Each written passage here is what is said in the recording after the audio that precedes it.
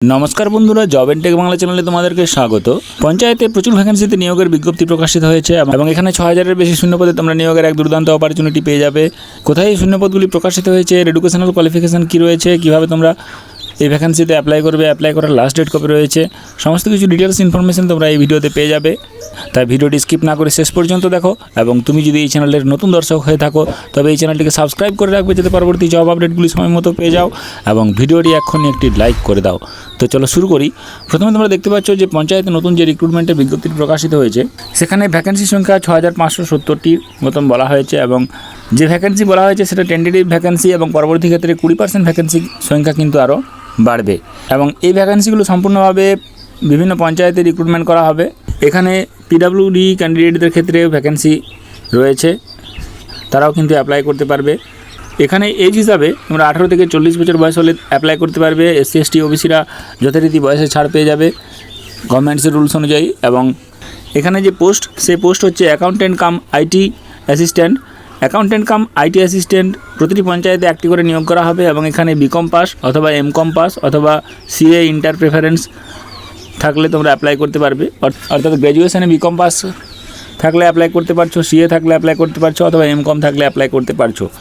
এবং এখানে ইউআর হিসাবে যে ভ্যাকেন্সি রয়েছে সেটা হচ্ছে 1643টি, মেল ক্যান্ডিডেটদের ক্ষেত্রে 1068টি, ফিমেলদের 575টি, ইডাব্লিউএস রয়েছে 657টি, মেল 427টি এবং এসসি রয়েছে 1313টি, মেল রয়েছে 853টি, ফিমেল রয়েছে 460টি, এসটি রয়েছে 131টি, মেল রয়েছে 85 এবং ফিমেল 46, ইবিএস রয়েছে 1643টি, ইবিএস রয়েছে 1643টি এবং 1068টি, মেল 575টি, ফিমেল, বিসি রয়েছে 1183টি এবং টোটাল ক্যান্ডিডেটের মধ্যে 759টি মেল এবং 414টি ফিমেল। টোটাল ভ্যাকেন্সি হচ্ছে 6570।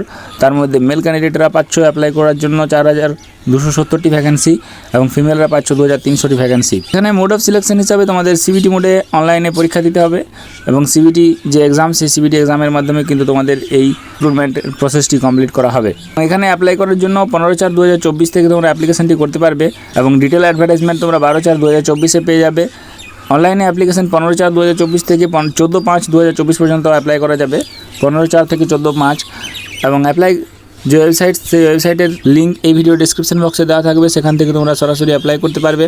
অ্যাপ্লাই করার জন্য তোমাদের একটা নির্দিষ্ট মেল আইডি থাকতে হবে এবং অনলাইনের মাধ্যমে অ্যাপ্লিকেশনটি করতে হবে। এখানে অ্যাপ্লিকেশন কোনোরকমভাবে পোস্ট বাই হ্যান্ড বা মেলের মাধ্যমে দেওয়া যাবে না। আর এই যে ভ্যাকেন্সি, সে ভ্যাকেন্সিটি বার হয়েছে বিহার গ্রাম স্বরাজ যোজনার মাধ্যমে।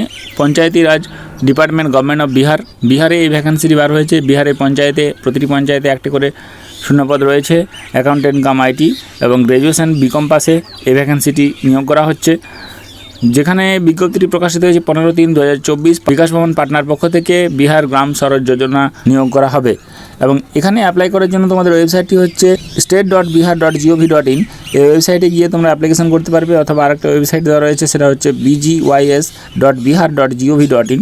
এই দুটি ওয়েবসাইটের মাধ্যমে অ্যাপ্লিকেশন শুরু হবে 15/4/2024 থেকে এবং অ্যাপ্লিকেশনটি শেষ হবে 14/5/2024। তাই যাদের যোগ্যতা রয়েছে তারা অবশ্যই আবেদন করো এবং এরকম প্রতিদিন বিভিন্ন জব আপডেটগুলি সময় মতো পাওয়ার জন্য জব এন্ড টেক বাংলা চ্যানেলটি সাবস্ক্রাইব করে দেবে, ভিডিওটি একটি লাইক করে দেবে এবং তোমার প্রয়োজনীয় বন্ধুদের সঙ্গে শেয়ার করে দেবে।